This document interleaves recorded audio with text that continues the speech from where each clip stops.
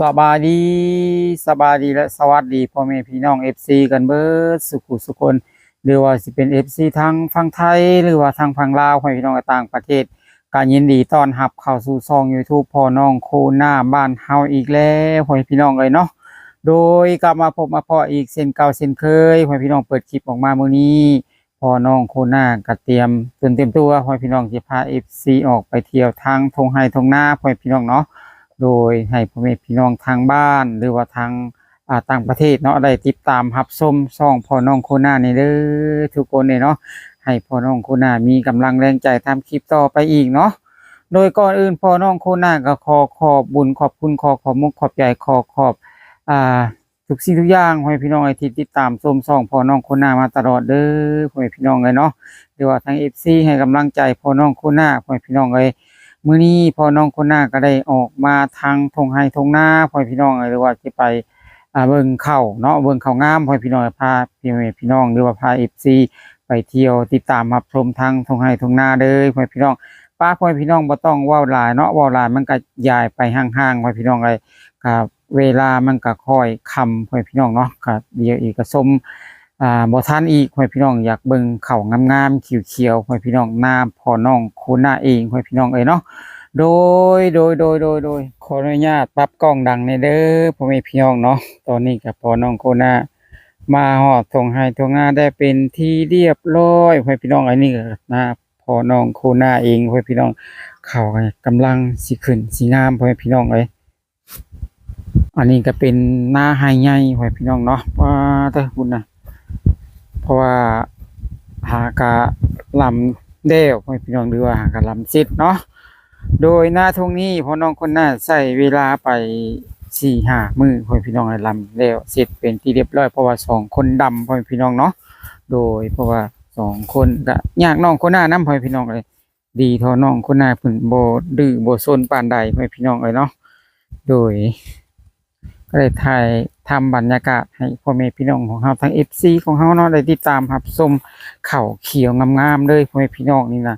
งานนี้อาจสิเป็น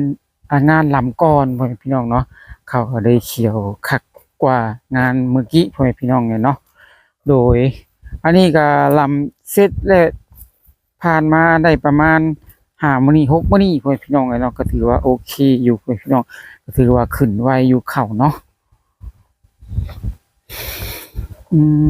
ให้พี่น้องแนะนำแบบเดียพื้นพ่อแม่พี่น้องเลย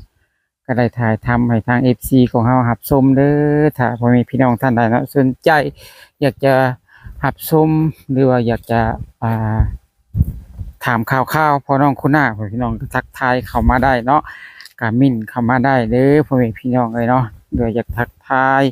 หรือว่าอยากจะถามข่าวๆพ่อน้องคุณหน้าเนาะว่าเป็นจังได๋พ่อพี่น้องเลยก็ได้มิ่นเข้ามาได้เด้อพ่อแม่พี่น้องเลยเนาะพ่อน้องคุณหน้านี่ก็มาถ่ายทำให้พ่อแม่พี่น้องได้รับชมกันเนาะโดยนี่หัวกระยงกระแยงพ่อพี่น้องหัวพ่อน้องคนหน้าเนาะหัวหน้าเนาะโดยตอนนี้ก็หน้าให้ใหญ่พ่อพี่น้องคุณนะปูนเดเถียงพ่อน้องคนหน้าเนาะโดยก็ได้ถ่ายแบบบรรยากาศแบบพืชที่ปลูกที่สวยๆงามๆพ่อพี่น้องเลยบางคนก็อยากเบิ่งอยากชมพ่อพี่น้องเนาะโดยหญ้าก็กำลังขึ้นพ่อพี่น้องปีนี้อาจสิทุกข์กับหญ้าแน่พ่อพี่น้องเนาะเพราะว่าต้องมาถอนหญ้าหรือว่าดกหญ้าในออกในป่าเขาพ่อพี่น้องเอ้ยบรรยากาศดีพ่อพี่น้องท้องฟ้ามืดครึ้มสะดวหน่อยนึงเนาะโดยตอนนี้พ่อน้องเขาก็ได้ถ่ายให้พ่อพี่น้องได้รับชมกันภายทางใหญ่พุ่นน่ะพ่อพี่น้องเถียงน้องคุณน่ะอยู่พุ่นได้เนาะเถียงเนาะโดยเขาเขียวงามหลายพ่อพี่น้องเลยถ้าพ่อแม่พี่น้องท่านใดเนาะสนใจเนาะอยากจะอยากจะล้มเนาะพ่อพี่น้องก็มิ่นเข้ามาได้พ่อพี่น้องหรือว่าอยากจะคุยกับพ่อน้องคนหน้าเนาะโดยหรือว่าอยากจะสอบถามพ่อน้องคนหน้าเฮ็ดจังได๋เขาคือเขียวคักแท้ประมาณนี้ก็ทักทายหรือว่ามิ่นเข้ามาได้พ่อพี่น้องเอ้ยพ่อน้องคนหน้าก็สิได้ตอบเป็นคำเป็นจริงพี่น้องว่าเป็นยังไงเนาะหญ้าก็มีแน่พี่น้องเอ้ย เพราะว่าฝนบ่ตกพ่อแม่พี่น้องเอ้ยฝนบ่ตกเด้อบ้านโคกของเฮา ตกนานิกนาน้อยพ่อแม่พี่น้องก็ตกบ่แห้งเนาะข้าวนี้มันก็จะเขียวอยู่ซื่อๆพ่อแม่พี่น้องเลยเนาะก็เขียวพ่อแม่พี่น้องเลยถ่ายทำให้ทั้งพ่อแม่พี่น้องทั้ง FC ของเฮาดูเลยเนาะ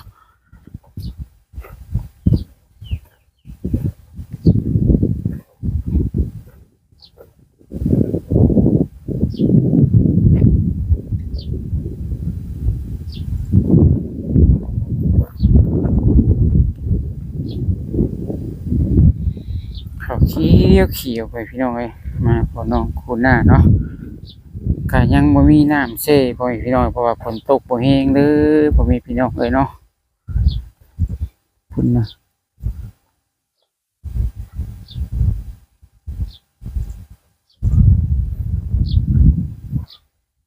ถ่ายทำบรรยากาศให้พ่อแม่พี่น้องได้รับชมกันเลยโอ้พ่อแม่พี่น้องเอ้ยกระปูกัดพ่อแม่พี่น้องเอ้ยเทปนี่เนาะก็เด้อปูกัดกับปูกินพ่อแม่พี่น้องห่างกระยงกระยิงเนาะ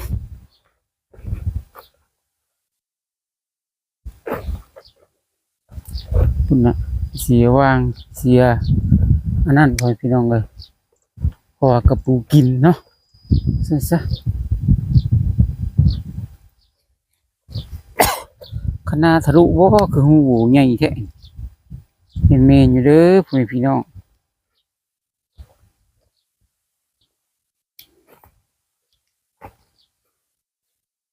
ถ่ายทำบรรยากาศให้แบบสดๆเลยพ่อแม่พี่น้องเลยให้ทั้ง FC ของเราได้ติดตามรับชมกันเนาะโดยข้าวเขียวเขียวพ่อแม่พี่น้องเลย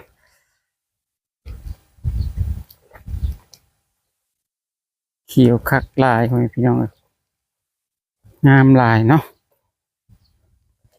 เสียที่แต่บ่มีน้ำเซ่พ่อแม่พี่น้องก็มีละนิดละน้อยเนาะเพราะว่าเขากำลังขึ้นเนาะพ่อแม่พี่น้อง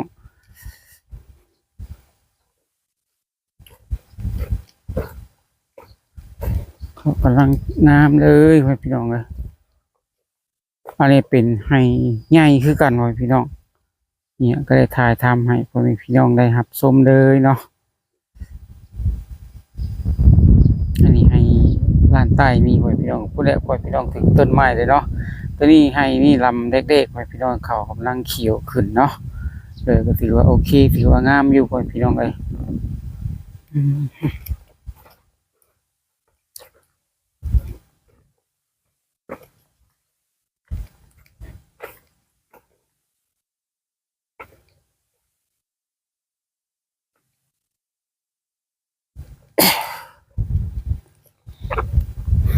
เข้าคอยฝนพ่อแม่พี่น้องเอ้ย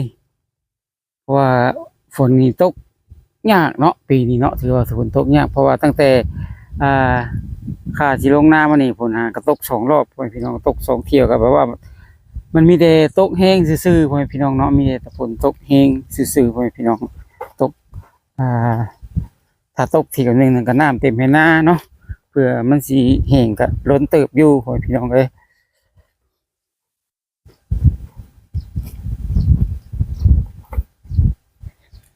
ใช่บรรยากาศเด้อพ่อแม่พี่น้องทางตรงไห้ตรงนาเนาะให้พ่อแม่พี่น้องหรือว่าอยู่ต่างประเทศหรือว่าอยู่ประเทศนอกหรือว่าทำงานอยู่ออฟฟิศพ่อแม่พี่น้องอยากจะเห็นบรรยากาศแบบสดๆก็ดูในภาพบรรยากาศส่องพ่อน้องโคหน้าได้พ่อแม่พี่น้องเลยเนาะโดยถ้าพ่อแม่พี่น้องท่านใดเนาะกดไลค์กดแชร์ให้พ่อน้องโคหน้าเนาะพ่อน้องโคหน้าก็ขอบใจขอบบุญขอบคุณได้หลายเนาะที่ให้กำลังแรงใจพ่อน้องโคหน้ามาตาโดดเนาะพ่อน้องโคหน้าก็จะได้ถ่ายทำไปเรื่อยๆให้พี่น้องเลยเนาะโดยตัวนี้ก็แต่เขาเขียวเขาเท่ให้พี่น้องเลยคุณนะอันนี้เป็นไฮเทิงให้พี่น้องเลยคือว่าเป็นไฮใหญ่เทิงเนาะโดยใจก็ขอบมุกขอบใจละลายเด้อ FC เนาะที่ติดตามชมส่องพ่อโคหน้ามาตลอดเนาะก็สำหรับคลิปนี้พ่อน้องโคหน้าก็สิจบไว้เพียงสำนี้ก่อนเนาะคอยเจอกันในคลิปหน้าเด้อเนาะ ว่าผิดพลาดประการใดขอโทษขออภัยหลายๆเนาะ